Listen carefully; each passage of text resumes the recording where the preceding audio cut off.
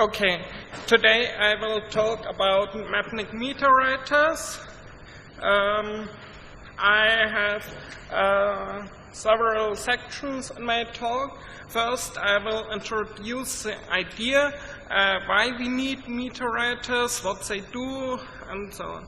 Then I will show some examples. After that, I will show how to use them. And at the end, if there's time, I have some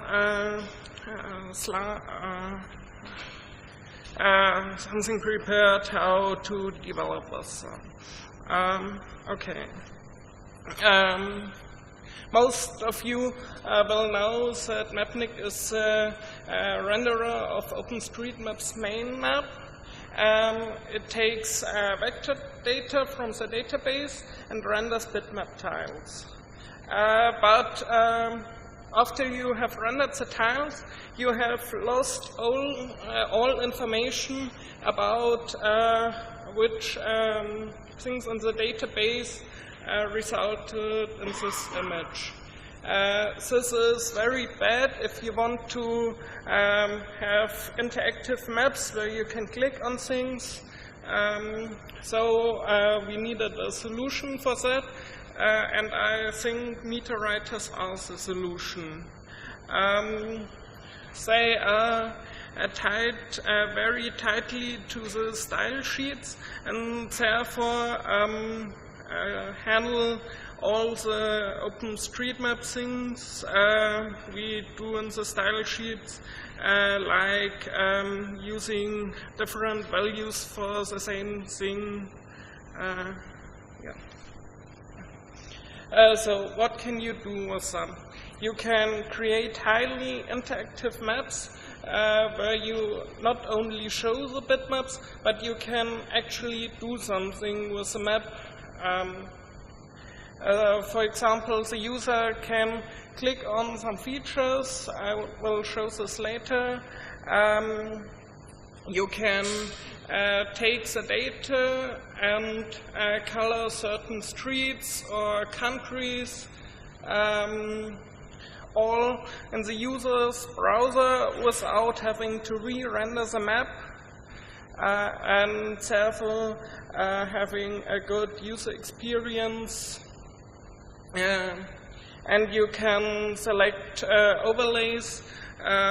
For example, when you have population data in the database, but you can't render all the data you have because it would be too much to show, and then you can enable the user to select which data to show without having to re-render the whole map each time. What is a metawriter? It outputs the exact position a feature was placed on the map. So when you have a point symbolizer and say label all amenities, you might have the problem that some points overlap, and Mapnik either decides to drop some points or to move some points a few pixels to make room.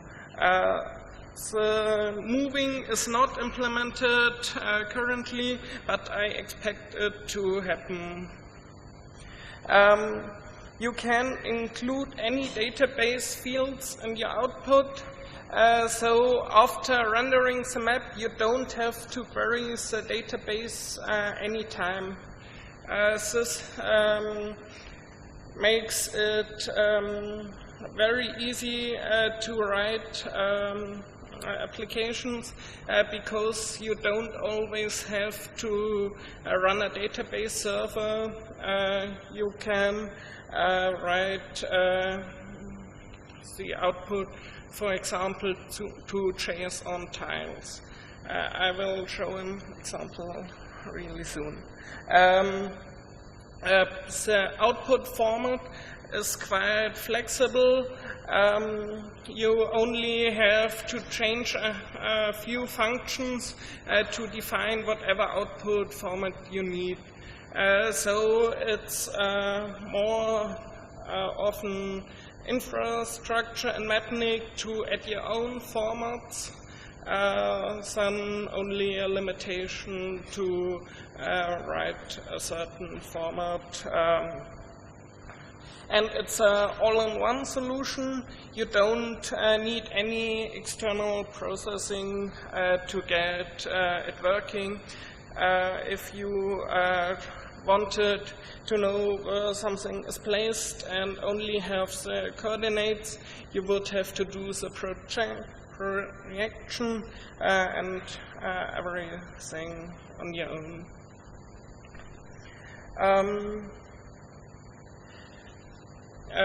Yes, why is it required? I already told part of it. OpenStreetMap needs more interactivity. We don't only want to show the map, we want to show more information. Information you can't render all the time because it would be too much, but which can be important depending on the context. The problem here is that Symbolizers suppress output when an overlap is detected, as I told you. And one thing that got added very recently is that text placement is no longer fixed. When an overlap for text is detected, a different placement for text can be tried.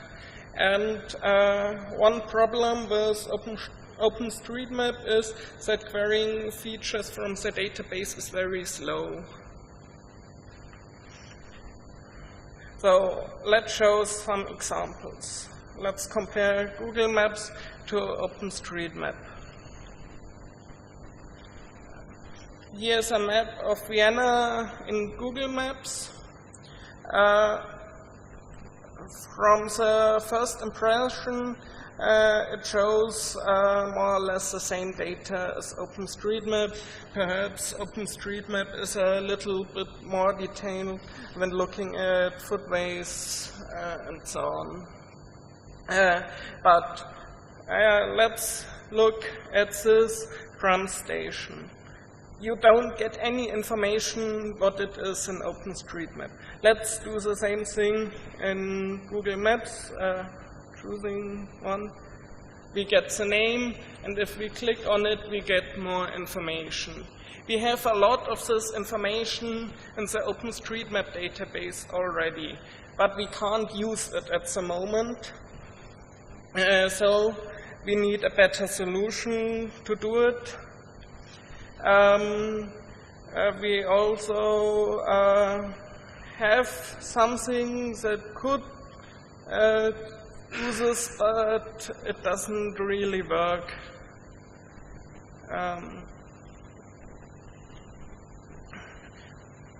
It takes forever to load this, or it doesn't load at all.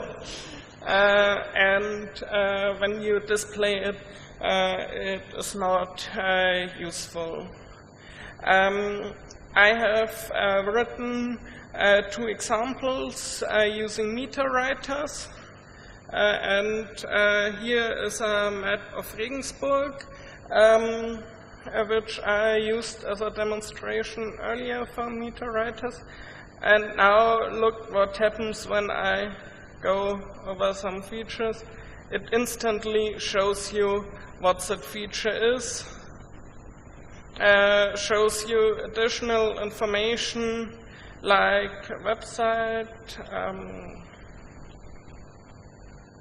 visit website, or Wikipedia information.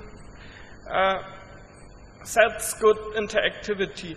The map, the interface doesn't look very nice, but I think other people can write a really nice interface given the data. All the information here is stored in tiles, just like the map, but the tiles contain vector data plus information about the name, etc. From the same data, you can also do an overlay showing the maximum speed of a street. Here you see, here.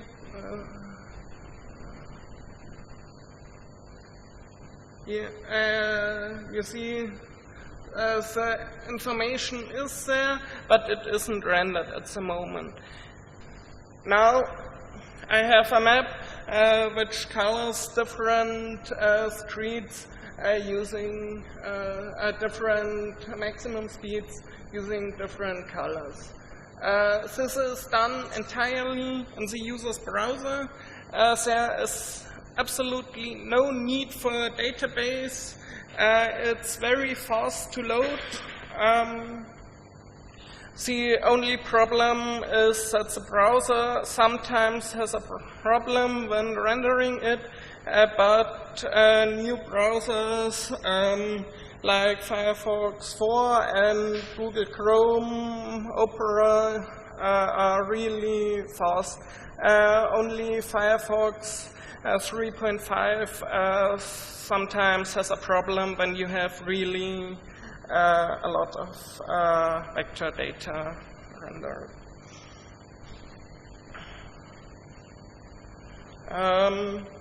Yes.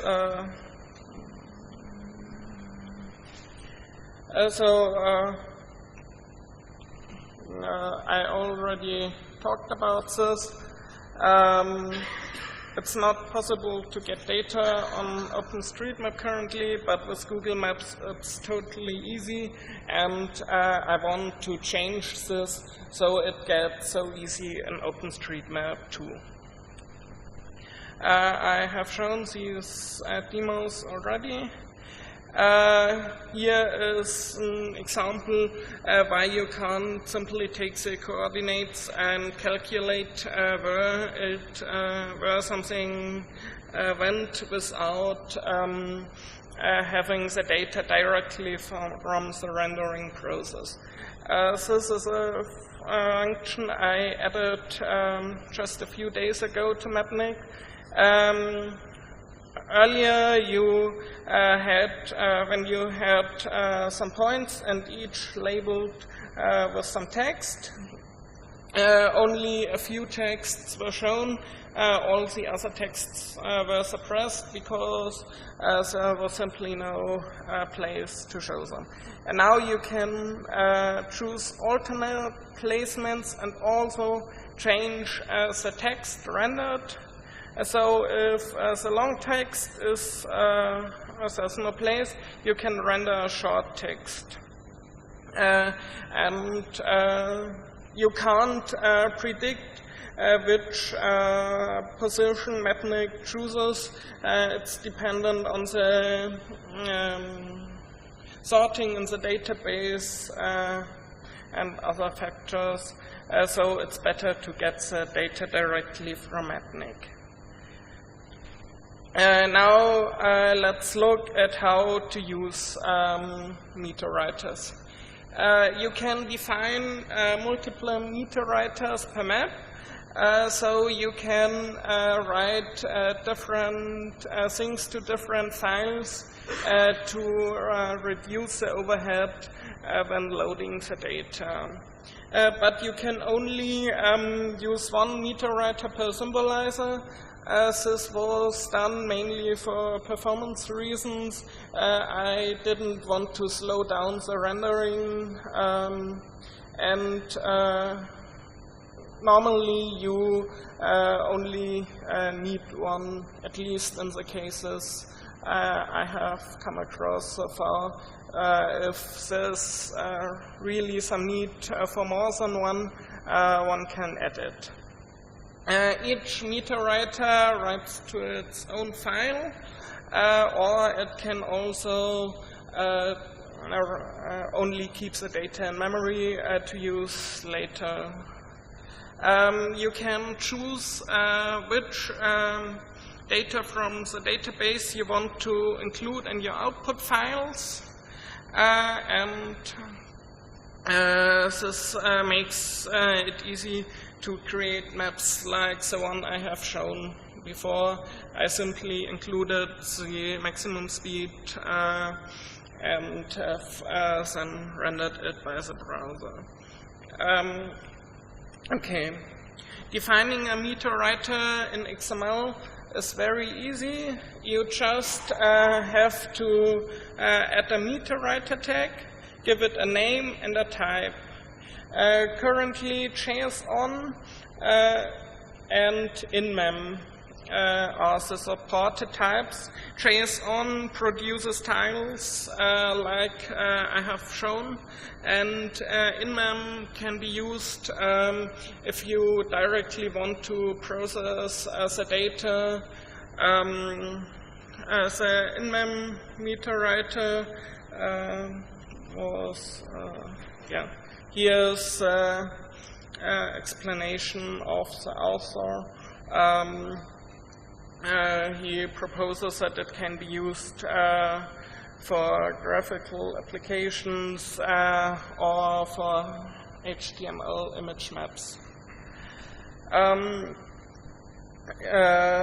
This is the basic configuration.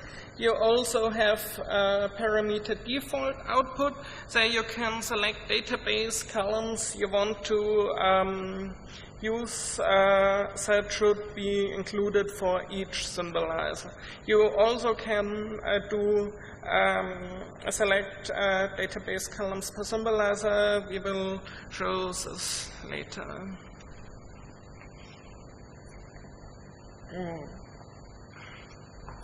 JSON output supports two other parameters. First, the file name, and an option if you want to get empty output if an area has no features. This can be used to reduce the storage requirement. You won't have any streets in ocean areas, and so there is no need to store an empty JSON tile, which always needs a header. You can define a symbolic file name with expressions. The rendering program has to fill in these expressions, but it's very easy to do this. We already talked about memory output. For to activate output from a metawriter, you have to tell Mapnik which symbolizers to use. For example, it makes no sense to output the same data for a street, for the casing, and the fill. So you would only select the casing because it includes the whole street. You tell Mapnik which metawriter to use, and then get output like this. This is a very simple example. It just shows 1 point. It shows that as point edges of a rectangle are shown, and the coordinates are projected to the map coordinate system. But you could also output pixel coordinates in your bitmap. It also shows that the properties parameter is completely empty because we didn't define anything so far. And now if we define a parameter, amenity and name, we also get this included in the output and can use it for rendering maps like I have shown.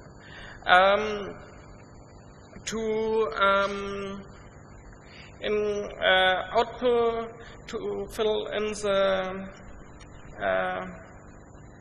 placeholders in this expression, the rendering program has to be modified, and we simply call set metawriter property on the map object. You can define any name you want and simply give it any value you want. So you are completely free. For real-world applications, I would propose to use larger tiles for output.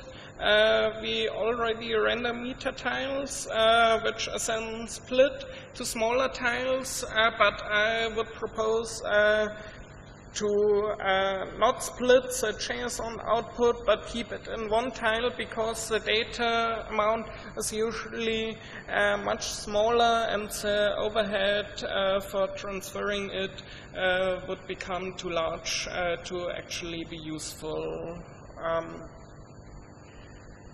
As you can see, you can even set the tile directory. So after you have done the modifications to the rendering script, you never ever have to touch it again. You only have to change the XML config. Okay.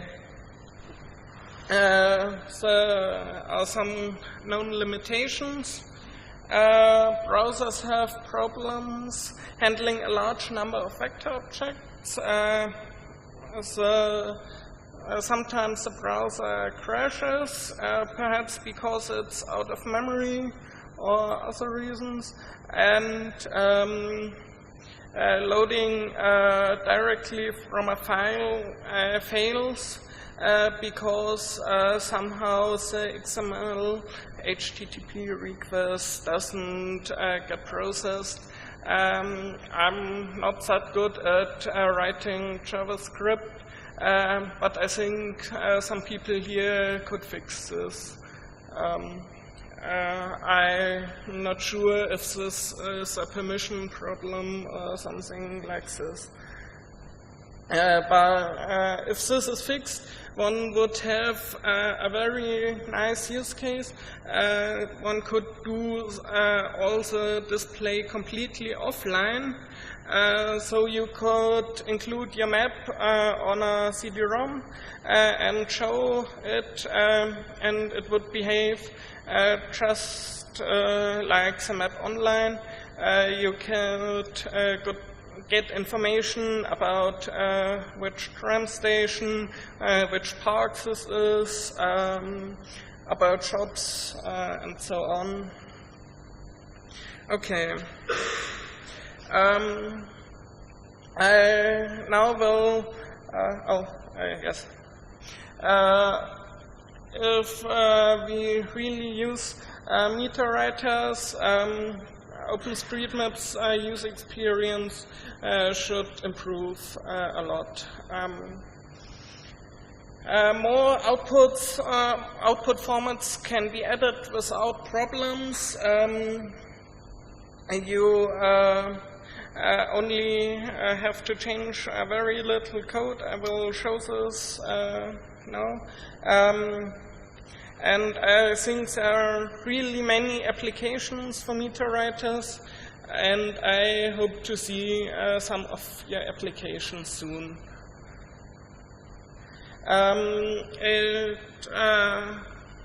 Metawriters function is not included in Mapnik 1, but it will be included in Mapnik 2, which is expected to be released sometime this summer. Okay, now let's have a quick look at how output formats could be added. You only have to implements these functions and nothing more to get a complete output format. All the other work is done in Mapnik core. You have a few classes, but you only care about the metawriter class. The other classes are only help classes. The constructor is very simple, nothing really interesting. The start function is called every time output is started, and you should open your files and such things, create new tables in the database. Stop is called when output is finished. Just close your files. Then we have the functions for the real output. One is add box. This is at the box for point symbolizer and similar symbolizers. You get pixel coordinates. Most of the time you want these pixel coordinates because you want to have the position versus a feature is placed, but sometimes you could need it to be projected to another reference system like for JSON. Here's an example. You just output the coordinates and then a list of properties. You could add this to a database. One thing I could think about is using an SQLite database to include in your applications or whatever output you need. It's very simple. You see, it's just a few lines to do it. There is a function addLine. This needs some handling for line segments, but if you only want the bounding box, like it's done in metawriter, you only have to call this function till you get segment end and create a bounding box of all x and y points. Add polygon is the same function. You can share the same code and only output a different type. Add text. The add text implementation for JSON is very detailed because you can have not only straight text but curved text for street names. Most of the time you won't need this, and you can write a really easy function by calling addBox with the text placement extends.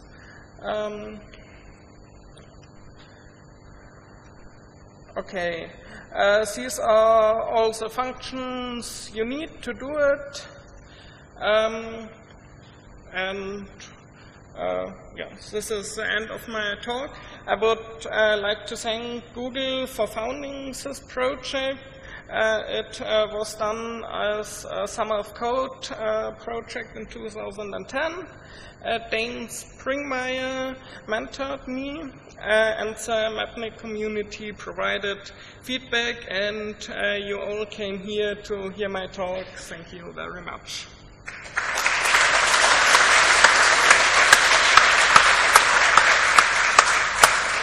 Okay, thank you very much for your interesting talk.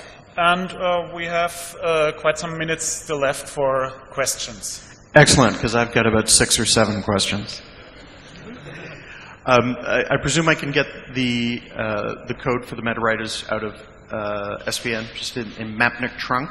Is that the place to get the code? I didn't understand you correctly. I'd like to use these? Where do I get the code? They are included in Mapnik trunk, Mapnik 2. There is a link on this page where you can get the code. Fantastic. And so I've worked a little bit with some Mapnik 2 style sheets. This just goes in as any other style, and I would filter this so that I can have a metawriter that's only active from Zoom 12 to Zoom 17. Yes, you simply add it to a certain symbolizer, and if the symbolizer is only active in the Zoom level, then the metawriter is also only. And I'm presuming that a metawriter would typically be an overlay layer rather than a base map layer. Is that kind of typical? I think it will not only be an overlay, like I have shown in this demo. It would be very useful if the user could click on anything and get all the information we have in the database. The data is here, but we can't use it at the moment. So no need to use it as an overlay, but always have it included. This is awesome. Thank you. So we had up there was one question.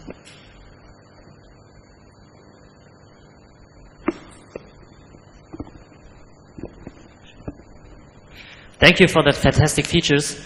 Do you have any experience on how the metawriters work together with some queuing systems like T-Rex or RenderD or something? Is there a possibility to combine those tools?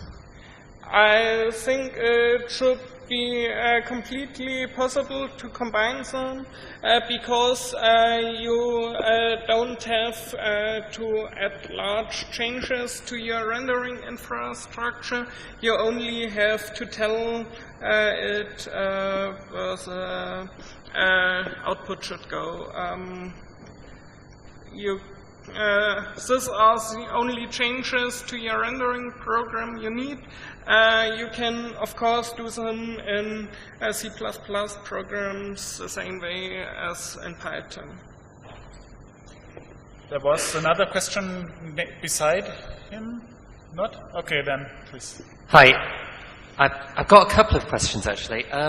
Firstly, about 3 years ago, I wrote a somewhat prototype plugin for Mapnik to render OSM data.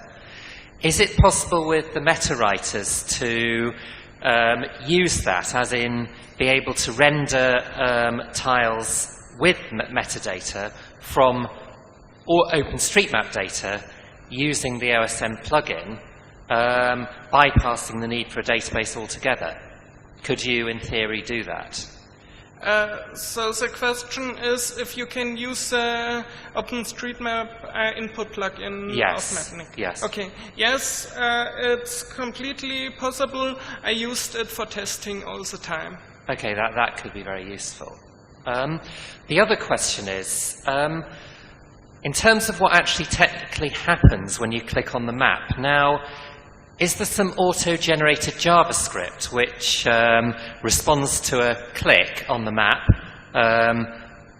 which then sends an AJAX request to a server for a JSON file, and then the JSON file is sent back, the JSON data is sent back from the server to the client and then parsed? Is that what happens? In the implementation I have shown, the JSON files are loaded together with map tiles. Yes. And you get best interactivity if you do it that way. Google Maps uses a combined process. It loads data for certain features, but it also sends a request to Google server each time you click on some point. Yeah. So for your prototype, that sends an AJAX request, does it, when you click on? No, it doesn't send a request.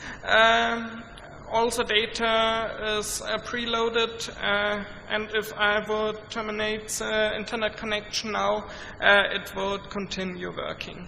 Right. Okay. Okay, that's fine. Thanks. So Andy had a question.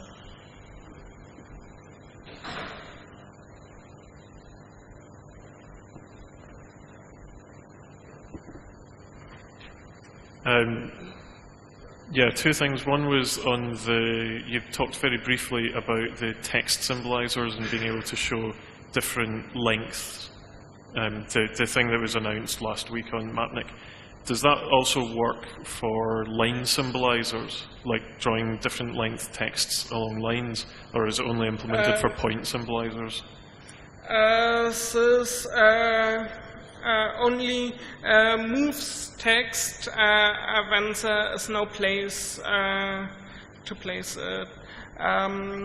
You can define, for example, that the text should be a smaller size or something, but you can't combine several symbolizers to one, if that was your question. Okay. And the second question was, I've heard people talking about the grid renderer. How does grid renderer compare to Metawriters? I believe it's a new feature in Mapnik 2. There's another... A grid renderer? Yeah. Yes, it's similar, but it works the other way around. Here I output vector data, and grid renderer actually outputs some kind of bitmap data, but it links each pixel with the data sets on this pixel. Different approaches to the same problem. Metawriters perhaps are more suitable for many features on a map, and grid renderer better suited for large polygons, which would bring down the browser. Okay, now Richard had another question. Are there any more questions? This started as Google Summer of Code project last summer, is that correct? And you've kept participating in it even though Google Summer of Code is over for this project? Yes, and I also take part again this year, adding the dynamic text placement, and this was the first half of my project, and the second half will introduce better styling possibilities for text symbolizers, so you could change the font size within a text symbolizer. How many developers are working on the Metawriters, and do you need more developers on this portion of Mapnik? As far as I know, only one person worked on Metawriters. It was somebody from MapQuest, but he didn't include his name. Okay.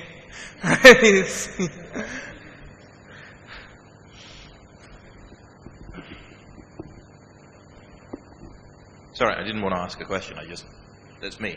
If you want to have a chat later on. Okay, sorry. Okay, any more questions?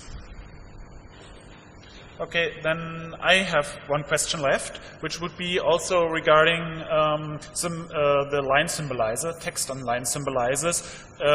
The text normally is rotated somewhat. So what kind of information do you get back about that? Just the bounding box, or do you get more information back on that? You get a rotated bounding box of each character back, but this is very heavy for the browsers to process, and I think it would make sense to reduce the amount of data by just using the bounding box.